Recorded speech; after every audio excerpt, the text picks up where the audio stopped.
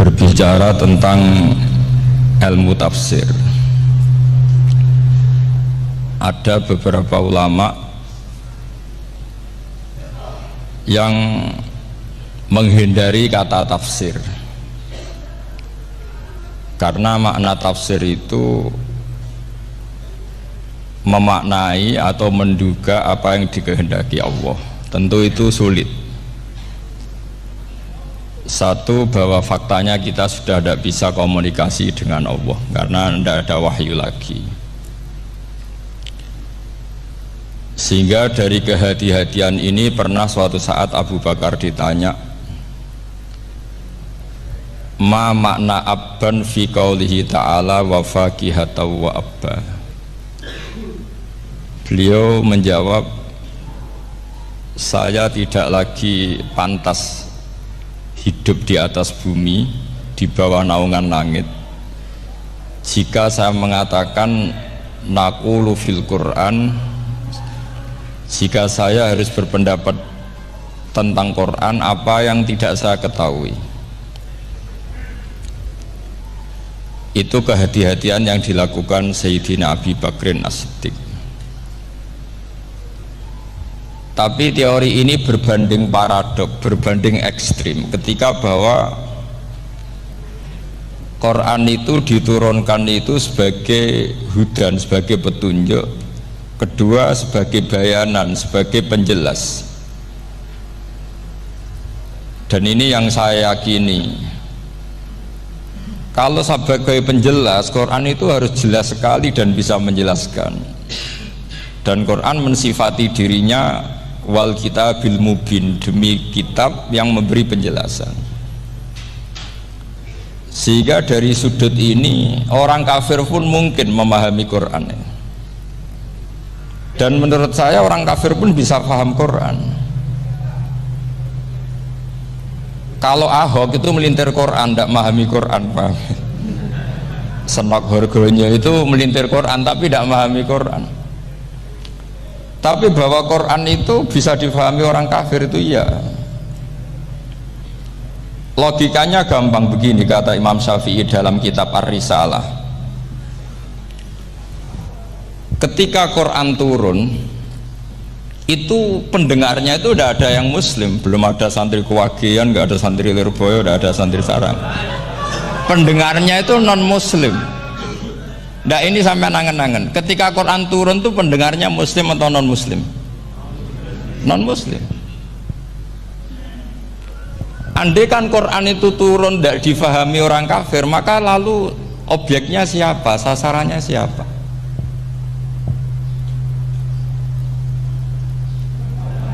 Lah sebab itu akan aneh kalau kita yang mondok, misalnya ngaji Idqon, ngaji Alfiyah, ngaji Ulumul Quran, apa saja, kemudian Anda tidak paham Quran, padahal orang kafir saja bisa paham. Nah ini tantangan bagi kita. Sing kafir wis paham Quran, masa kita santri tidak paham Quran. Makanya begini, di antara awal-awal periode Makkiyah ada surat disebut Qul ya ayyuhal kafirun. Katakan Muhammad ya ayyuhal kafirun. Karena mukhotabnya atau lawan dialeknya Nabi adalah orang-orang apa? Kafir. Mereka paham ketika dijelaskan Quran, paham. Dan sebagian mereka menjadi mukmin karena paham. Itu termasuk isi makalah yang saya utarakan di sini. Mereka tanya, ya Muhammad, siflana rabbak, amin dahabin, amin nuhasin, amin hajarin. Karena orang kafir jahiliyah itu punya tren yang namanya Tuhan itu fisik. Mereka punya Lata, punya Uzza, punya Hubal. Sehingga kalau Tuhan-Tuhan kita ini dari batu Muhammad, katanya Anda punya Tuhan yang berbeda, lalu Tuhan Anda ini dari emas atau dari perak. Turunlah ayat Qul huwallahu ahad Allahus samad. Lagi-lagi mukhatabnya adalah orang kafir. Makanya ini juga akhirnya jadi ilmu madhab, ilmu tentang firqah-firqah dalam Islam, bahwa kesalahan terbesar orang Khawarij sebagaimana yang dikutip Imam Bukhari, nanti sama cari di juz 4 atau di juz 3, pokoknya di bab Babu Qitalil Khawarij, karena Imam Bukhari punya adat diulang-ulang. Kata Ibnu Umar yang dikutip Imam Bukhari, innahum intolaku ila ayatin nazalat fil kufar faja'aluha alal mu'minin. Orang-orang Khawarij, atau kalau sekarang orang-orang radikalisme, itu meneliti Quran, kemudian ketika ada kriteria manusia-manusia tertentu itu dianggap itu kenanya orang Islam, korbannya orang Islam. Padahal awal mula ayat ini turun untuk orang kafir atau kritikan pada orang kafir. Ini cilaka betul, karena logikanya seperti yang dikatakan Imam Syafi'i, ketika Quran turun ini nggak ada orang Islam, yang ada orang kafir, sehingga mukhatabnya adalah orang kafir. Tapi ayat-ayat ini nanti dipakai Khawarij untuk mengcounter orang Islam, sehingga mereka mudah mengkafirkan kita karena pakai ayat yang dari awal Allah mengkafirkan orang kafir, sekarang ayat itu dipakai mengkafirkan orang Islam. Ini saking gebleknya orang apa? Khawarij. Makanya kata kitab Fathul Bari yang menyarai Bukhari itu, yang mendorong orang Khawarij seperti itu adalah jahluhum bisyariah. Memang mereka benar-benar bodoh, benar-benar goblok. Misalnya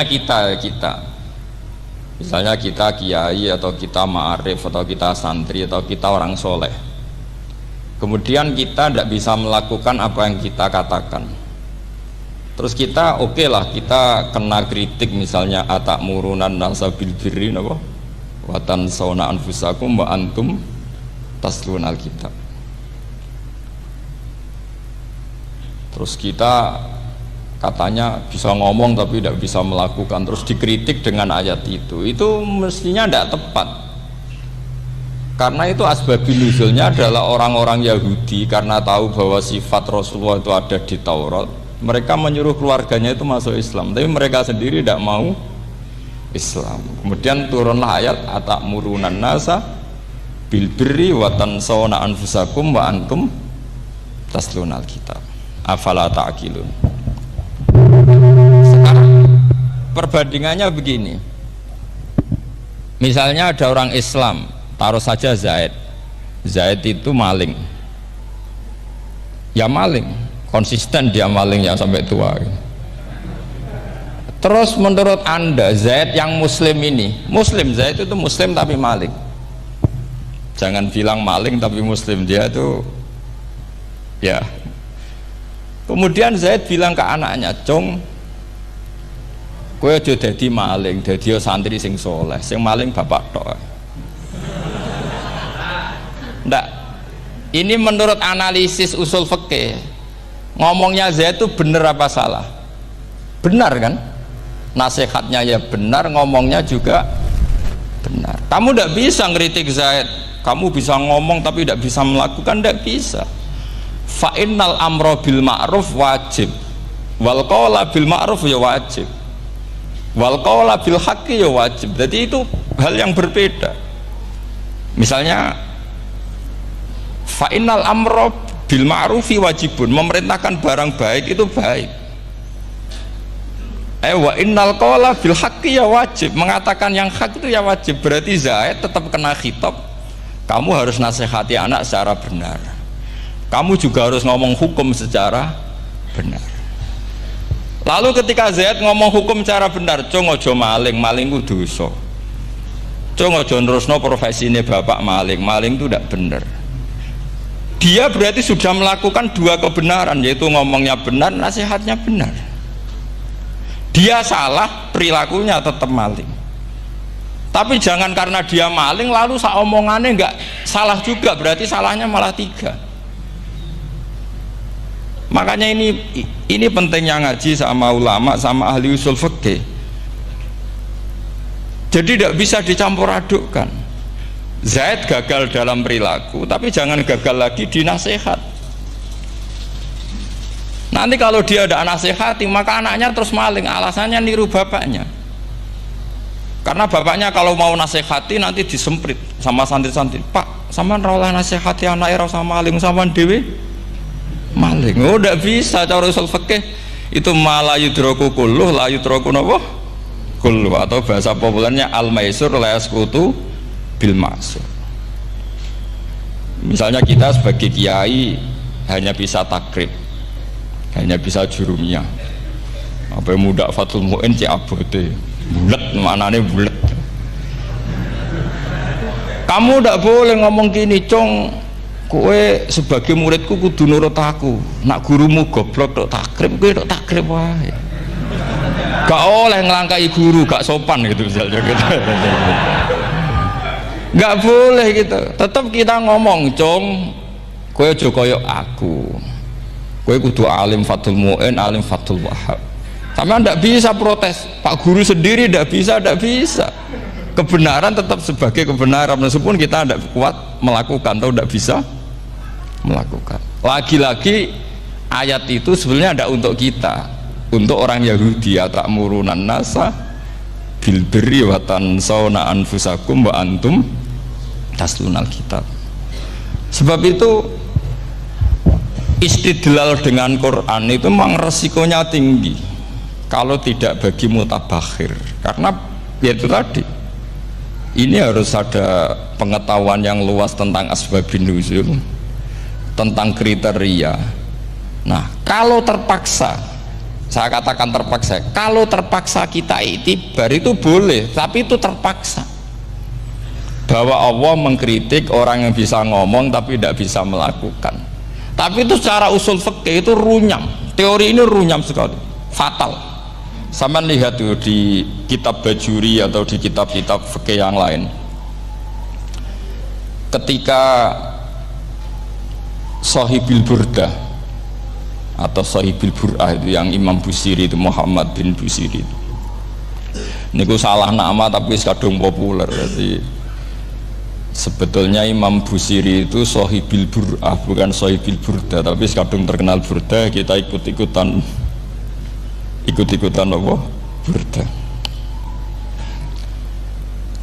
Imam Busiri itu ngeluh, saya ini orang yang banyak kesalahan. Di antara salah saya adalah saya bisa ngomong tapi tidak bisa melakukan. Yaitu saya ngomong misalnya orang supaya tahajud, saya tidak tahajud. Saya ngomong orang supaya sholat sunat, saya nggak pernah sholat sunat. Itu sarahnya itu, yang menyarai itu kan Imam Bajuri itu, yang sarah Burdah itu mengkritik begini, kalau anda ngendikan itu fi ma'radi dzammin nafsi, yaitu dalam konteks anda mengkritik diri sendiri, oke.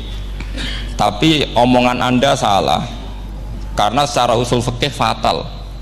Fatalnya begini, misalnya saya nggak pernah tahajud, ya mungkin itu nyata, mungkin itu nyata. Apakah kemudian saya tidak boleh mengatakan at-tahajjudu sunnatun? Apa saya diwajibkan diam hanya karena saya tidak pernah tahajud, terus saya seorang kiai yang haram mengatakan at-tahajjud sunnatun? Saya harus tetap mengatakan kalau tahajud itu sunnah. Saya kalau punya santri terus saya bilang, Cung, napas nganggur yuk tahajud, tahajud itu sunat. Karena mengatakan kebaikan pasti bagian dari kebaikan itu sendiri. Makanya kata Imam Bajuri, fakaifa yakunul amru bil ma'rufi mazmuman. Bagaimana mungkin sesuatu yang jelas baik karena memerintahkan kebaikan mazmuman menjadi sesuatu yang tercela hanya karena yang mengatakan tidak melakukan. Fa innal fi'la ya amrun wal hukmu ya amrun akhar, itu beda. Jangan karena anda tidak minum teh karena diabetes, terus anda kalau ada tamu tidak disuguhi teh. Karena saya sendiri tidak minum teh, wah ya repot kalau gitu. itu lagi-lagi tadi orang Khawarij salah ketika mengartikan ayat yang harusnya objek kritiknya itu orang kafir, kemudian karena Quran lama sekali dibaca orang Islam sampai orang itu lupa kalau Quran awalnya turun diantaranya adalah membenahi akidahnya orang kafir, sehingga korbannya orang Islam. Itu mirip seperti cerita kita ya, santri-santri itu kalau punya musuh itu baca Hizib Nasor. Dulu pengarang Hizib Nasor itu musuhnya orang fasik, sehingga dihizib. Santri ora duwe musuh wong fasik, duwene kancane dhewe, akhirnya kancane yang kena hizib. Nah ini penting saya aturkan ya, sama seperti itu. Lama sekali Quran itu hanya dibaca orang Islam dan komunitasnya Muslim, sehingga seakan-akan semua kritikan Quran itu pada orang nopo Islam. Padahal jelas Quran ada kul ya ayyuhal kafirun, jelas mukhatabnya orang kafir. Sada kata lakum dinukum waliyadin.